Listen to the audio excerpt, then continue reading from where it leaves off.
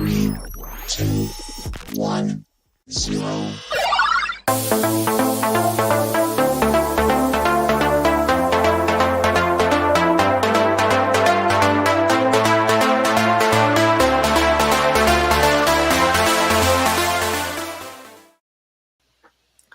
Welcome one and all to Monday Night Nerd. I am so happy you could all join me. My name is Corp Cosplay, and we are here to talk about my time at Toys R Us. Boy, do I have some fun stories to talk about. But first, before we start all that, that's a ton of stuff we're going to talk about. So first, we're going to jump into a little bit of news. I don't want to waste any time because I got a lot to talk about Toys R Us.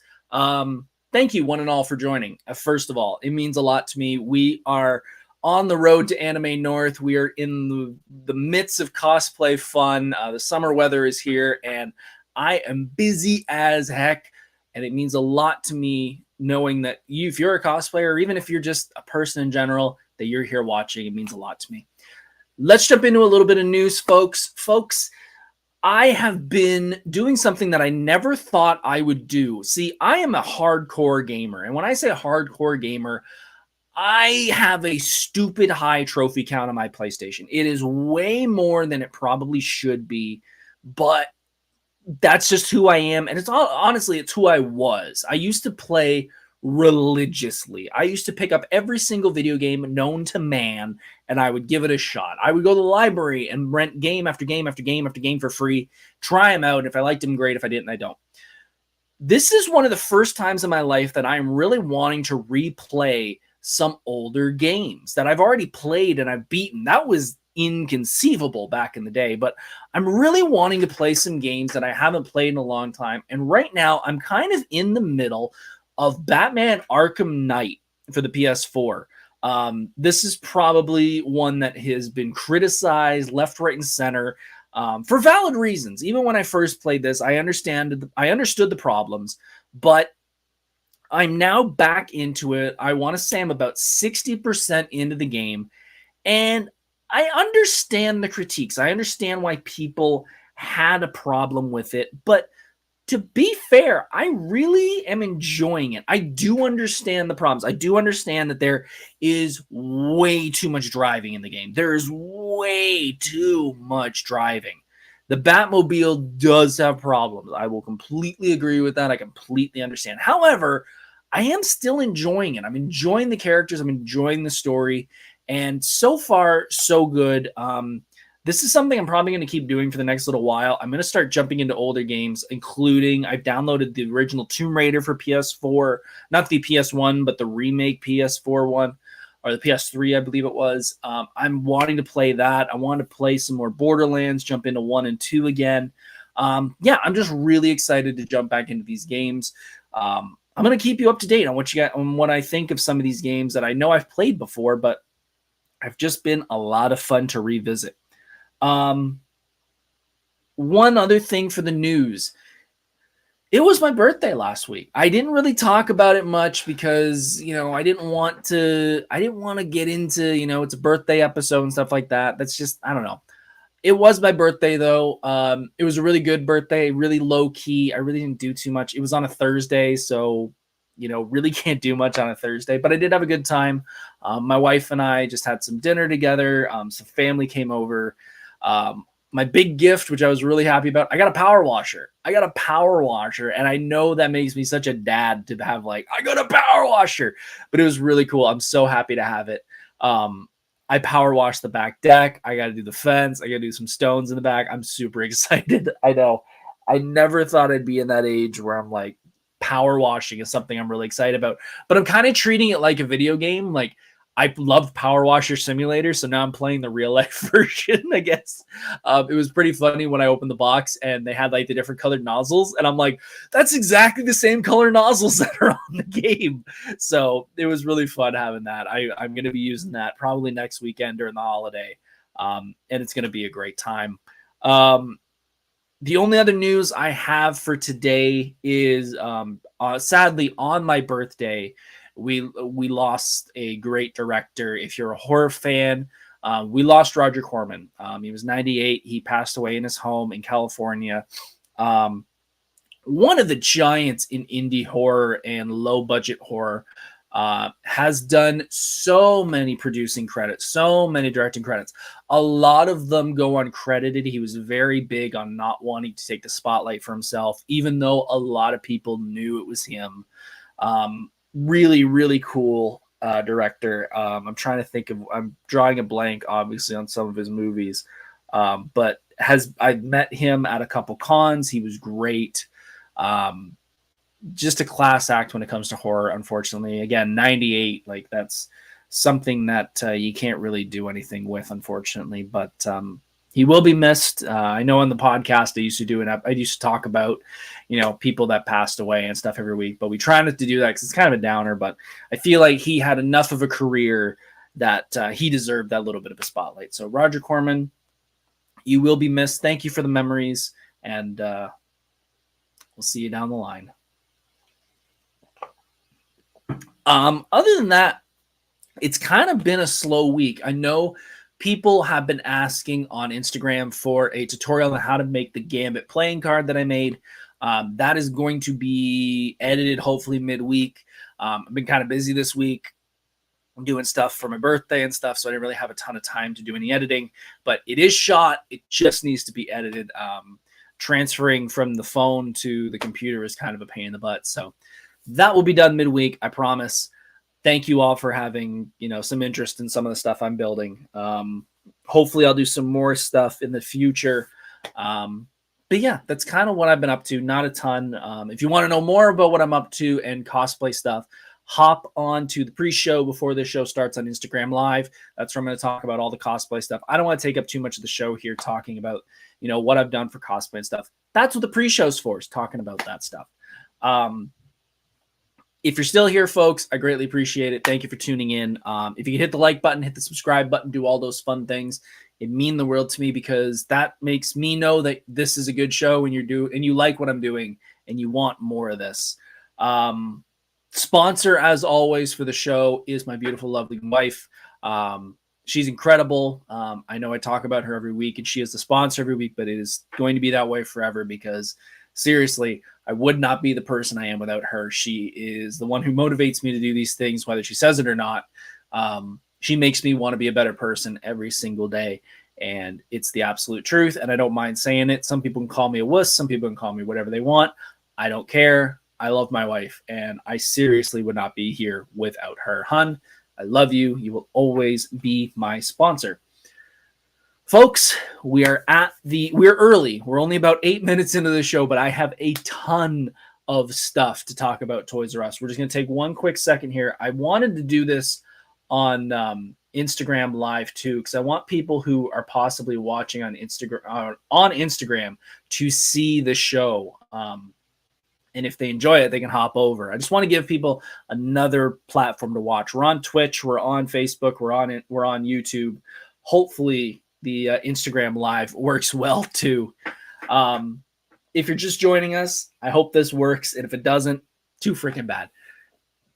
Toys R Us. Let's jump into the main event. Toys R Us, Toys R Us, Toys R Us. Now, if you're a long time, I'm just going to adjust here. If you're a long time viewer of my podcast, you're probably going, Mike, you did an episode of this early on. I think it was like your second episode. Why are you doing a second episode about Toys R Us? Well, I was doing some work over the weekend, and I was flicking through some old episodes, and I watched this one, or this episode 2, where I talked about Toys R Us, and I realized I was focusing more on toy collecting than actually working at Toys R Us, because I think there's a big difference there. Working at Toys R Us is very different than just toy collecting, and I wanted to give you guys a little bit of behind the scenes, because as I said during the pre-show, working at Toys R Us is kind of every kid's dream, I think. When I grew up, I went into Toys R Us, and that was, you heard the oh when you walked through those doors, when you saw the giraffe. And by the time I hit my mid-20s, I was actually working at Toys R Us, and I feel like I should give a little bit of background, tell you guys what it's actually like working there. Obviously, it's not all sunshine and rainbows, but we're going to get into that. There are some great things about it. It was, let's start. So what was my role? Let's start with that, and then we'll start into how I got hired and all that stuff. My role was storefront, so walking around helping customers, helping deliver trucks. So trucks would show up either in the midday or first thing in the morning, and I would help unload them. And the big one later on in my career, I was there for about 3-4 years, was bike builder. When you were getting bikes in the spring for your kids, even the adult bikes, I was probably the one building it. We had one other associate who was there a little bit later, but that was kind of my three things. I was on the storefront, I did the truck deliveries, and I was bike builder. I was never on cash. I hated working cash. And you're probably asking why. I didn't mind working cash when I was at Tim Hortons. I didn't mind working with customers. That's not the problem. The problem was at Toys R Us, there was way too many asks. So if you were working cash and a customer came up and wanted to purchase something, you were expected to help them cash out, give them a total. You were then going to ask if they wanted a receipt. You were then going to ask if they wanted a bag. Then you were going to ask about the buyer protection plan. Would they be interested in that? Which I'll get into what that is in a bit. Would they like to give a donation? And any other promotion that's going on. So receipt, bag, BPP, donation, and other promotion, that's 5 asks. I always felt like that was overkill when you're just a customer wanting to pay for a toy. And a gift receipt. Yes, thank you. That is another one. Gift receipt is another one. It's way too much. And I always felt like I felt like the customer was always getting frustrated. And I brought this up many times. This was probably the job that I made my opinion known more than ever. Was it successful? Not usually, but I felt like this was the time where you had the most chance to say, dude, we can't do it this way. And I know it's head office who doesn't work in a store is telling you how to do this, but I hated doing it. So I tried to stay in the storefront. I tried to do truck delivery. I tried to do bike builder. Cash was also the most prestigious place. Like if sales were great, if anything was good, the cashiers usually got the stardom and the spotlight, which meant a lot of people wanted that position, whether they were good at it or not. So I was just another person fighting for that role if I wanted it. So I felt fine staying back and doing my own thing. So let's go into why I decided to go to Toys R Us. Before I started working at Toys R Us, I was at Tim Hortons, and I was working at Tim Hortons. And if you've seen the recent episode where I talked about my time at Tim's, I worked there for several years, and I hated it. I absolutely hated it. The location I was working at was terrible. My boss was very open in saying that she hated men. So I felt like I was losing from day one. And the biggest problem was I would continuously go home and complain to my wife about it. My girlfriend at the time, who is now my wife. I complained religiously to her. And I always thought, and this was something I learned again through my wife, I literally tried to make it a joke. I did so much to try to make it funny when I complained that I felt like I was joking more, but my wife could see right through it, and she knew that I was just doing it out of pure frustration. That is literally so unprofessional. I hope she got fired. No, she didn't. She was the best friend of the owner, and that was never going to happen. That was part of the reason why I wanted to leave, because I knew there was nothing that was going to get this woman fired. I hope she is fired by now. I've not been to the location in years. I hope she is so fired because she deserves it. So after complaining so many times, my wife, I didn't throw an ultimatum at me, but kind of said to me, like, I'm tired of hearing this. You need to figure out a different job because I can't hear this every single night. So one day I was just laying in bed and I saw a job posting pop up. I think it was on Kijiji because Kijiji was doing job postings at that point. And it was for Toys R Us. And I know my buddy Tom also was looking for a job. So I messaged him. I said, hey, do you want to apply together and maybe we could work together at at Toys R Us? It'd be pretty cool. And he said, cool. So we put in the application and they said there's going to be an open, like, come down. There's going to be an open sort of hiring thing going on at Mohawk down at Stony Creek. And we were so excited. We said, great, can't wait to be there. We get dressed up. I don't mean dressed up, but we were in dress shirts and dress pants and we were ready to go. Like, we look professional. We walk into Mohawk and like there are guys in sandals, there are guys in ripped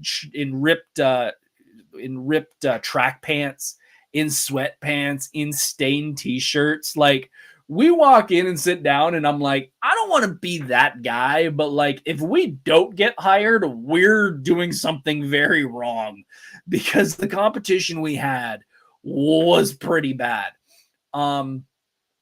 We realized when we got there and we started talking to people that they were opening a new store. And they were basically hiring for the new store. They were going to get a whole bunch of new people. They're going to get a couple from another store, bring them in, and a whole bunch of new kids were going to join. And they're going to tell us all about that. They're going to tell us all about the new store. So we do the interview, and the interviews go great. We both get hired on the spot after 2 interviews. We were at the same day. So we were so excited. We were so happy.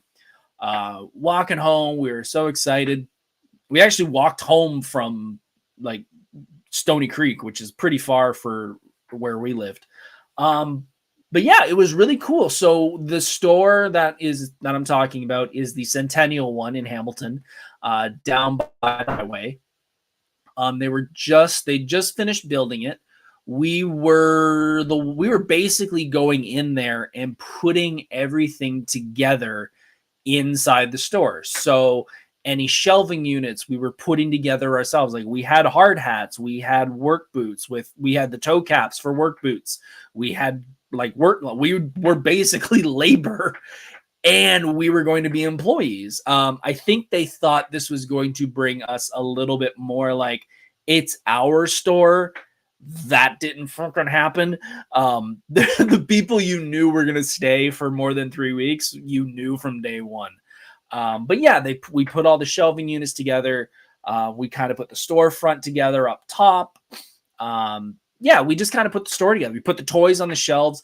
That was the first time when we realized, like, this is not just a fun store, because it was very religious on certain things had to go in certain aisles and certain ways, and they had certain layouts. And we kind of like, this is going to be a little more job than we thought it was going to be. And I don't want to name names, but there was a manager, and if anybody used to work with me, who is watching this either now or in the future, this lady and my buddy Sean had a rivalry from day one. They did not get along from day one, and I couldn't stand her, but I could at least put up with her. She was very not similar to my old manager who hated guys, but just had that stick up her butt, kind of a pain in the ass to deal with. But that's when we kind of realized that this is a job. This isn't just a fun place to work. So we started with a soft opening. We started with, we'd go in after the store opened. We didn't really have a grand opening. We just sort of opened and kind of got the feel for the store. Like, this is where certain sections are. This is where the back is. This is where everything is in the back, etc. Then we had the grand opening. And the grand opening, we were told this about a month before. They said, in 1 month, we're going to have the grand opening. Now, this is where the fun begins. The day before the grand opening was on a Monday. On the Sunday was my buddy Tom's bachelor party. Now, I love this story because it is probably the most, I don't want to say, I just love this story. I don't know how to explain it. The people that were at the bachelor party were from Tom's old employer. There was a lot of them. There was myself, and there was my buddy Gavin, who I believe is in chat on Instagram. So we get all together, and we're at one of his old coworkers' houses. And I want to let's do a quick pause. I don't drink. I don't drink alcohol. I never have. I maybe have had probably 10 drinks in my whole life. I just don't like it. I've never been really around it as a kid. It's not interesting to me. I don't like the taste of half of it. It's not for me. So this entire thing, I'm sober. Let's just go with that. So we're at his buddy's place, and we're starting the bachelor party. We're at the buddy's place, and we're going to start doing beer pong. I'm already uninterested, but whatever. So they're doing beer pong, and we're having fun. We got music playing. We got snacks. We're having fun. Then, after a little bit of time, we decide we're going to go out for dinner. And I can't remember how we got there because none of us drove yet. We got together and we went to a steakhouse in Burlington. We get there and everyone but myself is already drunk. We go into the steakhouse and we enjoy the food. One of the guys goes in the bathroom and just obliterates it by throwing up all over the place, like completely ruin the bathroom. And then doesn't say, oops, it was me. We didn't realize it until we're leaving, actually. That's when he told us. We then end up going to a strip club. Now, I have zero interest in going to a strip club. I just started. I shouldn't say just started. I've been with my girlfriend at the time, my now wife, for a good amount of time. I have no interest in seeing anyone else naked. I'm sober. I don't care. But everyone else is super into this.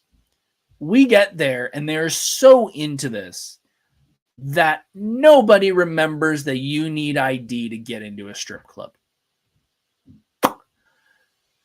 I'm the only sober one. I'm the only one that brings ID. So I have to explain to them that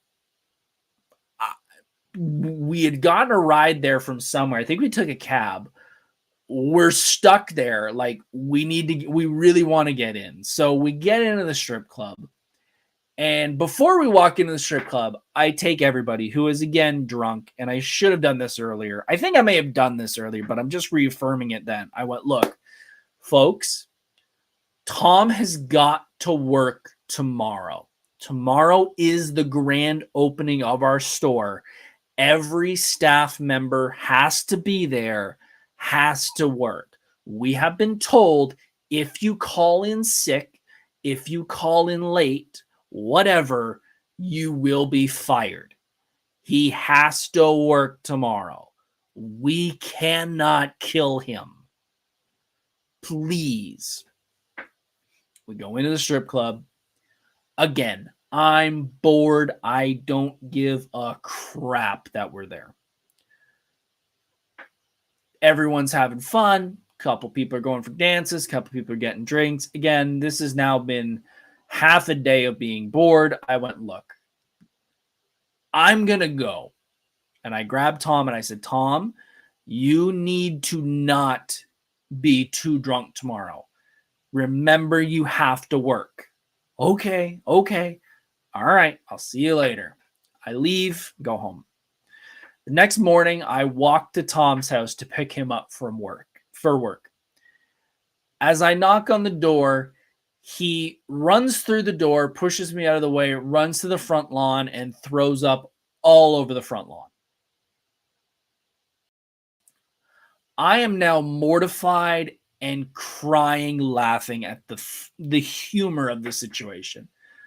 Thankfully, his now father-in-law got us in his car and drove us to work because we were going to take the bus. But I'm like, there's no way he's going to survive. We get to work. He is absolutely still drunk. there was a very good chance before that that he was going to be Jeffrey, the giraffe, for the day. That was not going to happen under those conditions. We put him in the lunchroom and he is slumped over, sleeping in a chair while we prep the opening ceremonies. We grab him to come out for a photograph with all of us. I wish someone had the photo. He's in the back, like, I think he's got sunglasses on and he is just kind of slumped over, half standing in this photo. You can tell he's hammered. We all start working throughout the day. I keep checking on him, just making sure he's okay. Finally, after probably 3-4 hours, I find him. He is sleeping underneath the electronics booth, just passed out, snoring, sleeping. And everyone's like, you know what? We said he had to be here. He's here. We're not going to fire him. He tried his best. And I think after like 6 hours, they said, just go home. Thank you for at least attempting. We appreciate it. Tara in chat, I know what this story is. Yes, you do. Tara used to work with me at Toys R Us. Tara was actually one of the people who came from another store and helped train us as the new employees. Yeah, Tom was rough that day, and that is just a story that I love, because I just, even grabbing Tom at the strip club and going, Tom, do not overdrink. And I'm just going, why am I even wasting my breath? I know what's going to happen, but I can at least say I tried. But yeah, that was the opening day. I don't want to say opening day was when I kind of realized some of the problems with working at Toys R Us, and more specifically this location. It kind of happened that first week, because that was when our new boss was there regularly, and he was really good. He was a really great boss. Really understanding, really like talking to us, kind of understanding, because he's from many different stores, so he, doesn't understand the area exactly. He it's hard to explain without knowing the area. So the way that the store is laid out, the highway kind of goes in like an L, like a curved L. And our store is here. So the highway does this, we're here. When they built the store, they thought that the traffic coming from the highway was going to be able to see the store and take the exit and end up at the store. But they didn't understand that you couldn't see the store until you were past it, and the next exit was like a while away. So the idea of getting car traffic from the highway, which is something they like to do a lot of, you can see it if you go past the St. Catharines one.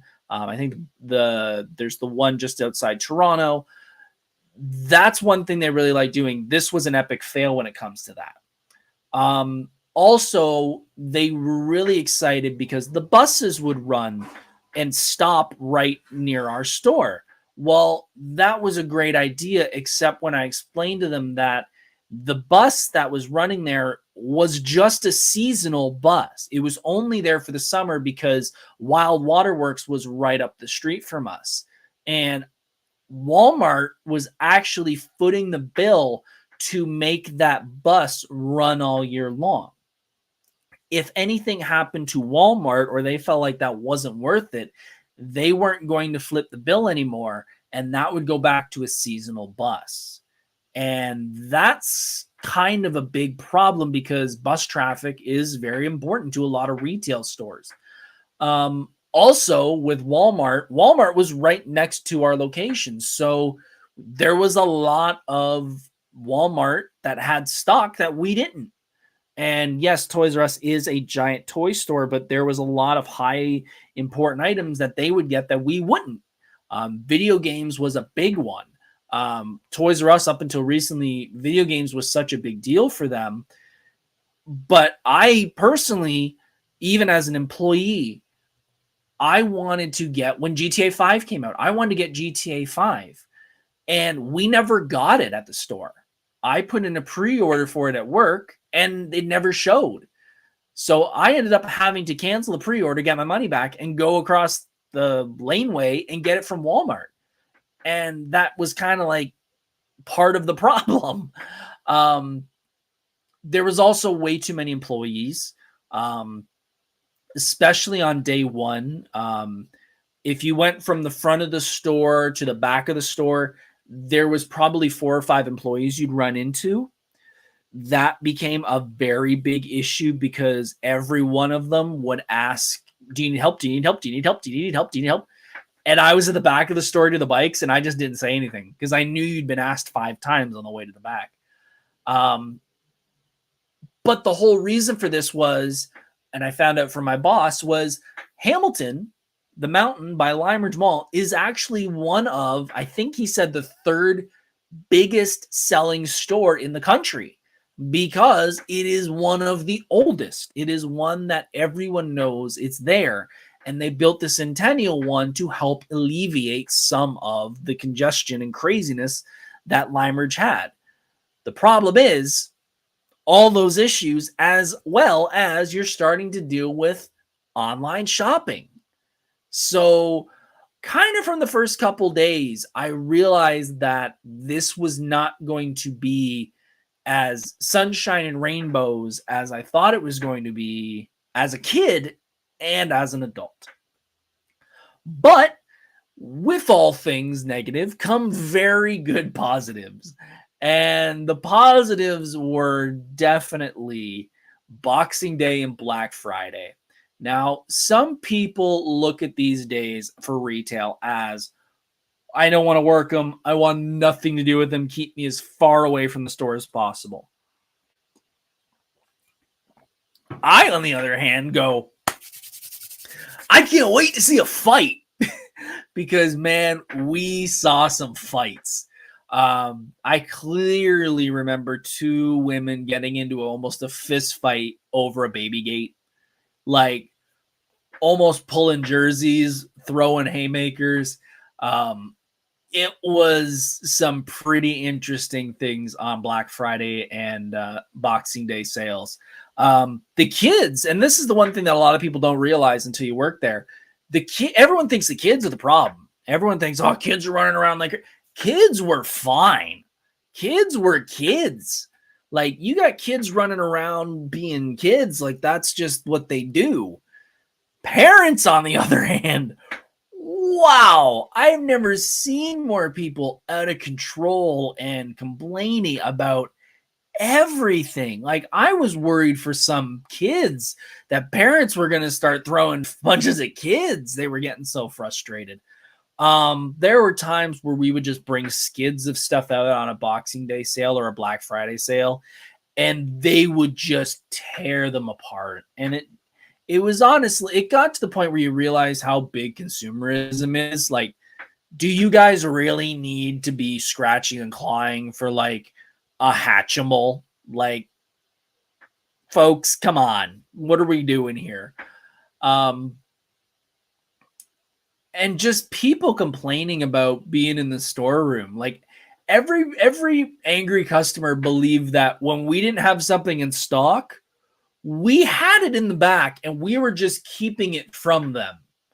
The amount of times people would come up and be like, dude, I know you've got it back there. And I'm like, yes, that's all we're doing. We have skids of it back there and we are just holding it until you leave the store, and then we're going to bring it all out. Like, stuff like that was unbelievable. Let's go through the behind the scenes. Let me tell you some tales of what the behind the scenes stuff that you didn't get to see. Let's start with the storeroom. If you think that when you go in the back of a Toys R Us or I'll even throw out a shot and say Walmart's probably the same. If you think it's super organized and we could just find anything you're looking for, you're insane. There's the amount of okay, first of all, when things would come off the truck, and you've probably seen them at Walmart and Toys R Us as well, they come in brown boxes with just like Mattel Barbie or something like that. We weren't allowed to take those out. Like, we weren't allowed to take all the Barbies out and stack them. We had to leave them in brown boxes. So when you went in the back, it's just brown boxes. Like, we can't just look down an aisle and go, oh, I can see that toy from here. Like, it's just brown for miles. So when you think we can go back there and just be like, oh, I can find something in 5 minutes. If you know the back and you've done the truck and put some of the stuff away, you got a good idea. But it's still a pain in the butt if anyone's moved anything. And folks, we're all kids. Like, we were all kids at the time. And by kids, yes, we were 20, some of us were 18, but we were kids. Like, this was some of their first jobs. We didn't give a crap about how stuff was laid out in the back and how organized stuff was. It didn't matter. If the computer, I'll tell you this is a secret that probably no one will admit to, but I can tell you that we all kind of figuratively agreed on this. If we checked a computer, and depending on the size of it, this doesn't count for big things. This counts for like action figures and stuff. If the computer says there's 5 or more, we'll go look. If it says 5 or less, we're probably not looking when we go in the back. We're probably walking through the door, doing a quick scan, maybe talking to a coworker, and then coming back out and going, yeah, we don't have it. Because the amount of time and effort it would take to find that needle in a haystack was not worth our time and not worth your time. Because if we really looked, you wouldn't want to wait that long, because it would take probably 15, 20 minutes to find the one thing you're looking for, and we'd have to rip up so many things to find it. The amount of cameras in the back was shockingly low. The placement of cameras was also shockingly odd. There were so many dead zones in the back that in about 3 weeks, we all kind of knew the layout of where to hang out and not get caught slacking. And it's not just the slacking. I have a pretty good idea other things happened in those dead zones. I cannot confirm it. I have not heard anything, but I got a feeling from a certain couple employees that some stuff happened. Not going to say what, but I got a feeling. Let's go into the buyer protection plan. I don't know if this is still a thing at Toys R Us. I haven't really shopped at Toys R Us that much lately, but this was sort of our warranty plan from Toys R Us. The warranty plan was called the buyer protection plan, and boy, did we try to push it. Management pushed this down our throats from day one, that this was something that all stores were to be judged on, and this was going to be something that showed how successful stores were. And basically what it was a warranty. And honestly, it was not a bad warranty, to be fair. It was obviously an extra charge, and basically, if any damage happened to it that wasn't your fault, it would be, you could bring the thing back, we'd return it, and we'd give you a gift card for the dollar amount. The big thing that Toys R Us hoped is that you would lose the receipt and they would just keep the money. The problem is that this was abused like crazy, especially on things like video games. We had so many people come in and just grab every game they wanted, go home, play it for 3 weeks, come back, say there's a few scratches on it, and they would get a gift card with what they paid, and they just buy more games. And rinse and repeat, rinse and repeat, rinse and repeat. When I was building bikes, it was really easy to sell it on the bikes because I would use the line of, do you trust your kids with their things? And they would always say yes. I said, okay, do you trust your kids' friends with those things? And they would say no. And I said, well, the buyer protection plan would cover that. Basically, if you didn't, you could basically do anything to a bike without running it over, and you'd get a free bike out of it. But the reason I didn't push it was it wasn't really sold to us. Like, we wouldn't get any praise for it if we sold it. It would always go back on the cashiers. Like I said at the beginning, the cashiers were sort of like the stars of the show. So I could be in the back and I could sell a protection plan to a customer. But once it got to the front, it would be the cashier that would say it. They would get it, and then the cashier would get the credit for it. So after a while, I just stopped talking about it because it didn't matter to me, left, right, or center, if we actually got them or not. The biggest problem with the store as an employee, and I will go to my grave with this, the biggest problem with Toys R Us is how much they throw out. It will make you sick to know how much product, good and bad, that is thrown out in that dumpster. I could not believe it. We started in the summer. By the time Christmas rolled around the first year, I told management, you are never asking me to throw anything out again. And I was putting my foot down for it. It was disgusting.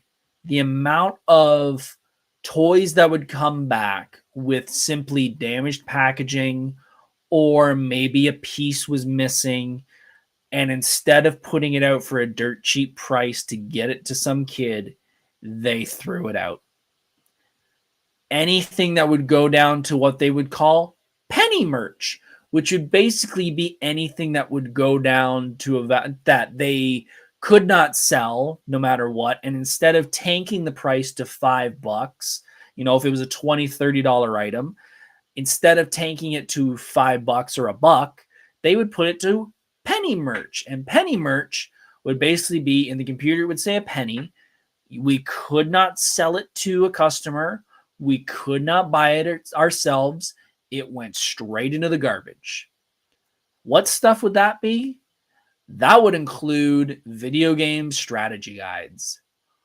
I saw so many video game strategy guides get thrown in the garbage, from Zelda games to Mario games to anything you can think of. I've probably seen it thrown into a dumpster.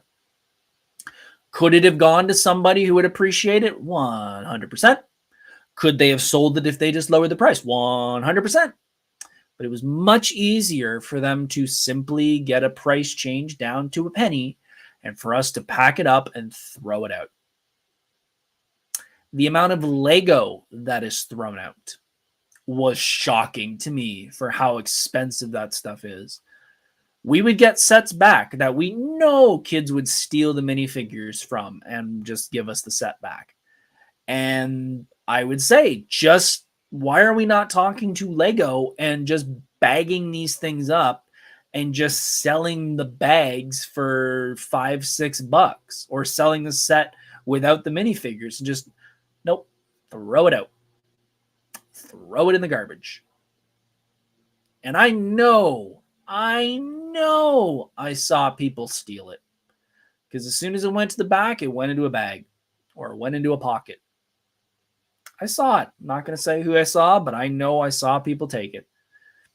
And honestly, I didn't say shit about it because it didn't matter what it was. And I gave up. I said, nope, I'm never throwing it out. I'm never doing it again, because it was such a waste.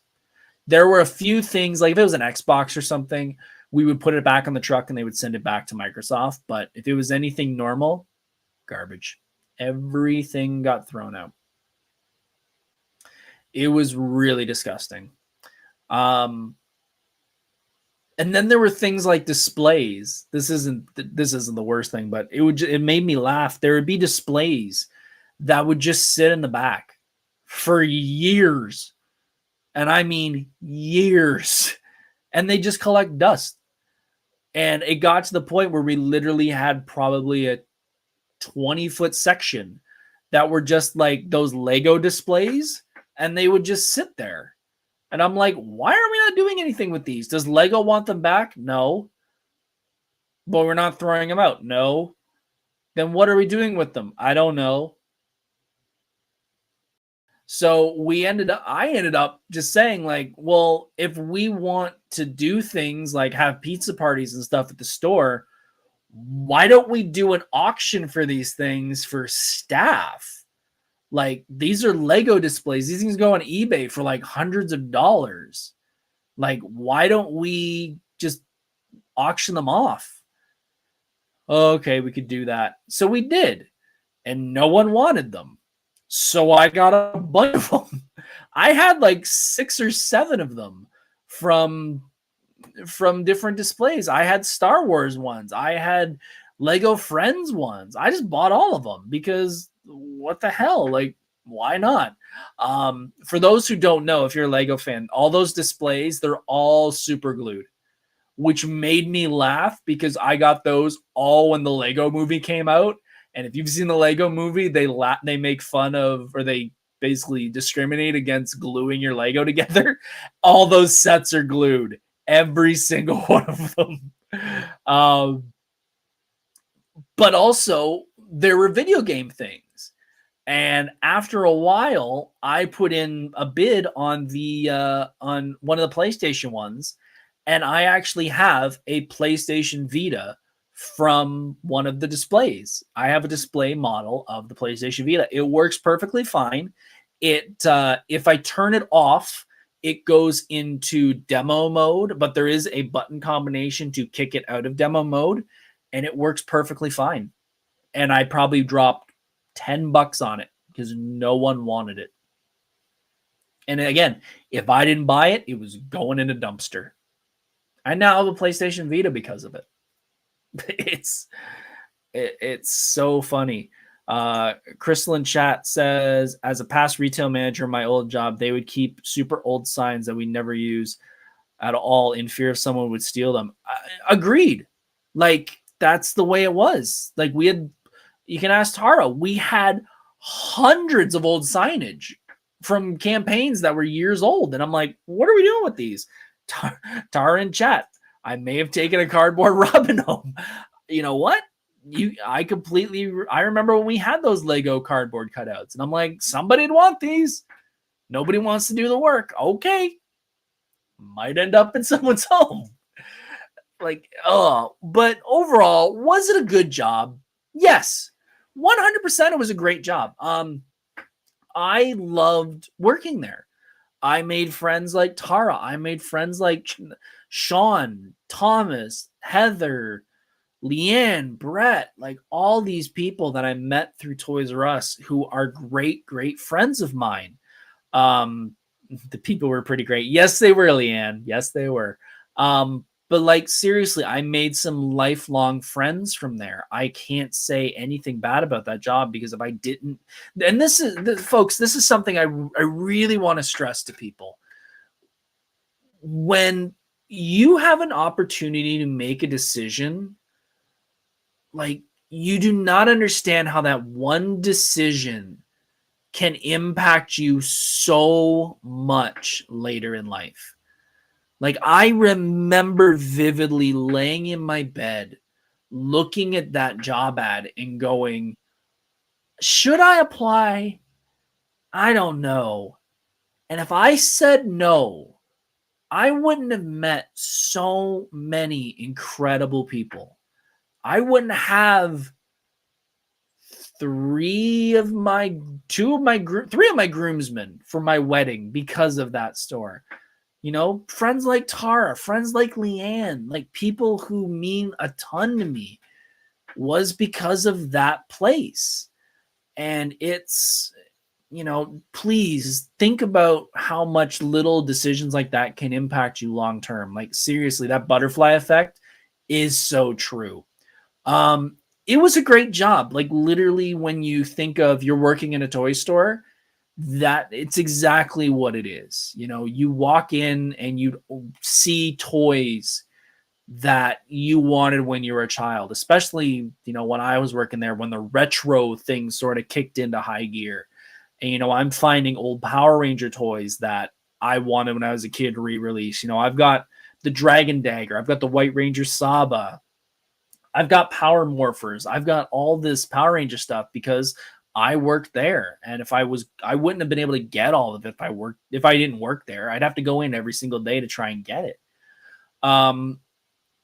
It was fun. It was obviously a hard job.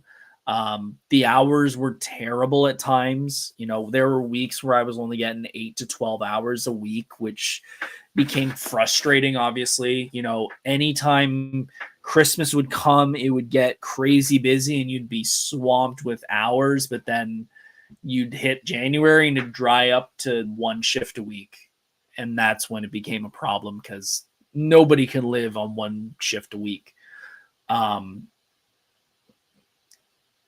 had tried to move up in management, but that didn't happen because many different reasons, including they wanted me to move to 10 different stores. Like, they like bouncing around people. That's not something that I really wanted to do. I'm trying to think, is there any other stories? Lego was always fun. When the minifigures became big, I was the king of being able to feel the Lego packages and be able to tell you what minifigures. I remember when the Simpsons set came out, there was probably one shift where I sat there and found probably 1 to 2 full sets for people in the store. I always loved doing that. The make and take days were fun. There are days where we would open up toys and play with the kids. I have a big Nerf gun because of that. Big Star Wars lightsaber, foam lightsaber because of that.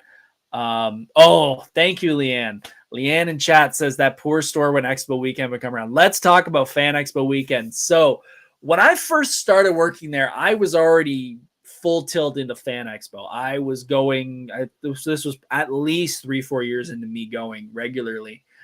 And when I first started there was only a few of us going. It was like Tom, myself, and probably 2 or 3 others. But we all realized, Leanne, Tara, and the rest of us, we're all big nerds too. So everybody wanted that weekend off. And I think one year there was probably half to 3/4 of the store booked that weekend off. They were really hard pressed that weekend to find staff. And I remember the year after, we had a conversation during one of our opening meetings, and the manager on shift said, we hope you enjoyed Expo this year. We understand you all had a great time. However, next year when this comes around, if you all want to still go, we're going to be doing a lottery, and everybody's going to put their name into a hat, and we're going to pull names, and those are the people that can go to Fan Expo, which I cracked up laughing. I'm like, no. We don't do it that way. As soon as tickets went on sale, I bought tickets and I got my hotel, kind of like I do now. And I said, look, I'm not throwing everyone else under the bus, but I am the first one to get tickets. I'm the first one to buy a hotel. I'm going, whether you like it or not. If you don't want me to go, that's fine. Find a new employee.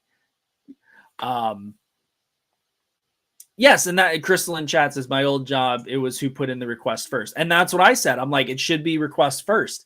And they said no. They said we're going to do a lottery because we know you all want to go. And I said, nope, not playing that game. And coincidentally, next year that didn't happen. We all took it off again. I think there was 1 to 2 years that we all kind of had that weekend off, and they didn't really push it because there's no way it was going to work without getting in a fight.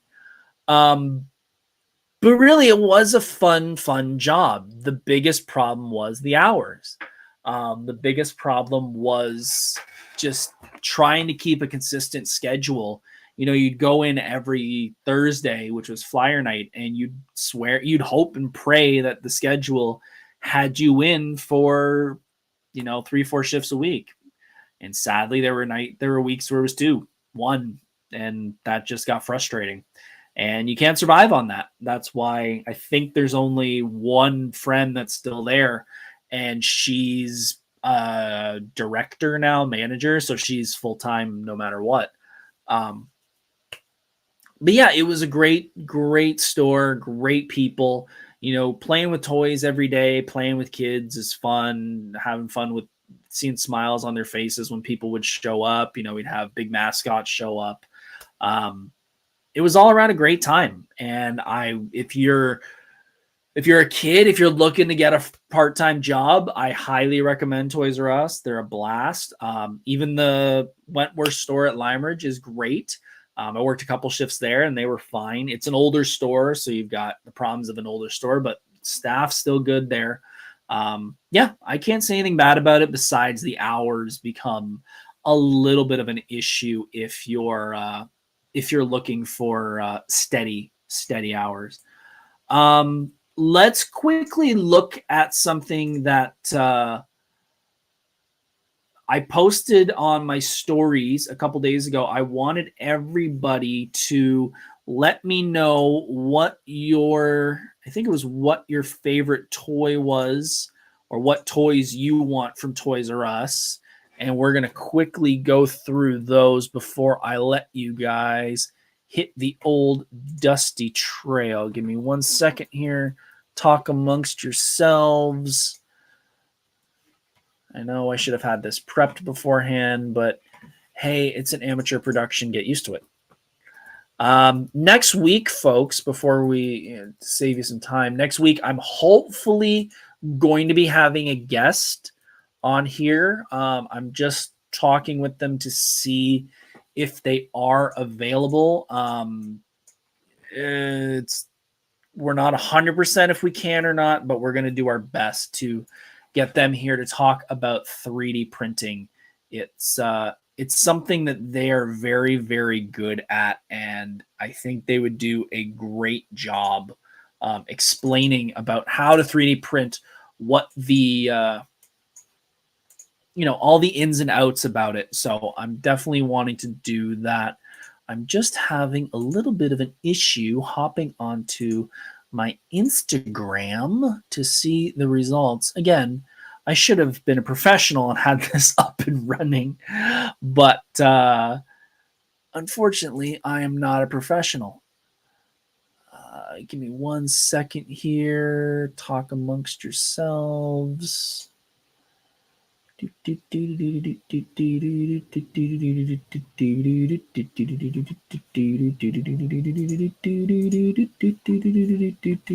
I'm failing miserably at this.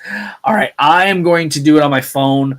Folks, if you're watching on Instagram Live, thank you for tuning in. You're going to have to check out the YouTube stream to see the answers to the questions, because unfortunately, I just don't have it ready. Have a good night, folks. I'll see you guys later.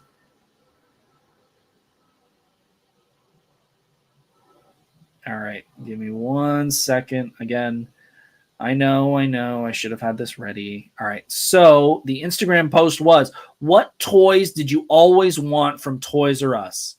Mr. Mike McHugh said, usually something Star Wars or G.I. Joe. Star Wars and G.I. Joe are always a big seller, especially the new G.I. Joe line. I know it is done very well. Freakish Workshop says, as a kid, Bionicles. As an adult, Bionicles. You know what? I was such a big Bionicles fan when I was a kid. I really enjoyed that. That is one line that I am surprised Lego has not done more with. I think they could really bring that back and do a lot of good stuff. Dasta Wolf Cosplay says, I need to buy Spider-Man figures, but I just don't have the budget. I completely get that. And Crystal in chat says Barbies. And Barbies are such a big seller. They're not They're not as big as I thought they would be. Like, I honestly thought we'd be selling like one a day, but they sold pretty darn well, especially when there was a good sale. The one thing that I will say is probably my best purchase, or it wasn't even a purchase, it was actually a gift I got for my wedding from my mom. It is something that I probably sold more than anything, and I will sell it here to you. It is not a toy, it is actually a baby item. This is something I use pretty regularly. It is something that was very hard to sell unless you physically could touch it. And what that thing was a pregnancy pillow. The big C-shaped pillows that pregnant women use, they can either hold it like this and it goes under their head and between their legs. Folks, if you have any stiffness in your back, get a pregnancy pillow. I got one. I would always sell this to married couples or anybody expecting on a baby registry. I would say, gentlemen, ladies, this is what you want to buy.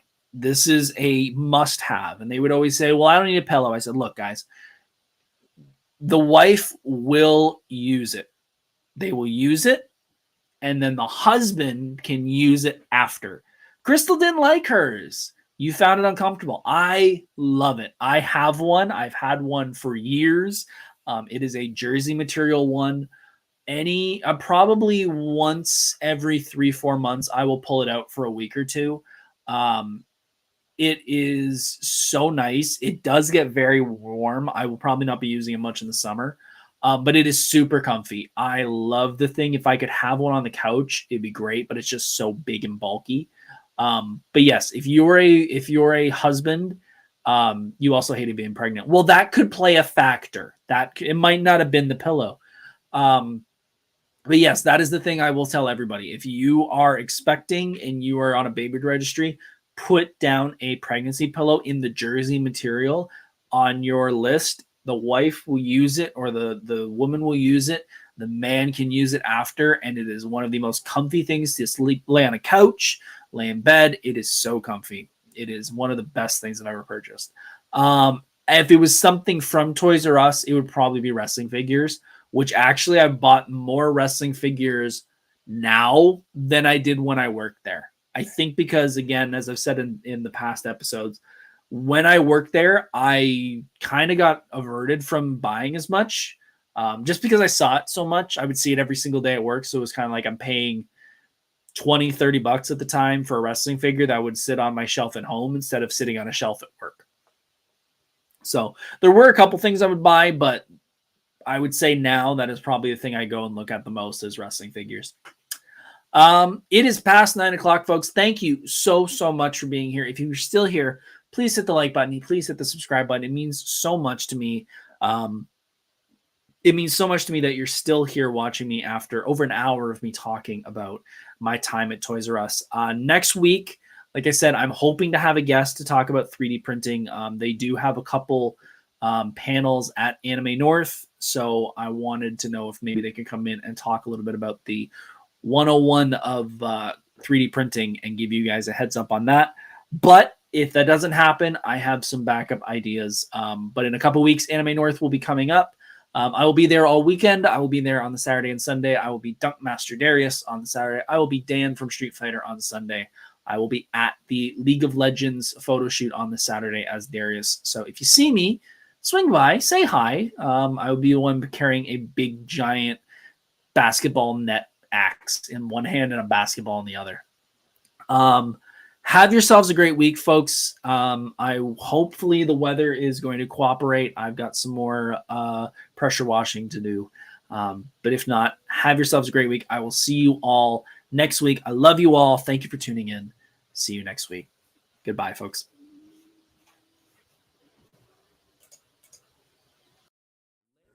Hey, thanks for watching Monday Night Nerd. If you enjoyed this content, please hit the subscribe button, like this content, and follow on social media for even more nerdy fun. See you soon.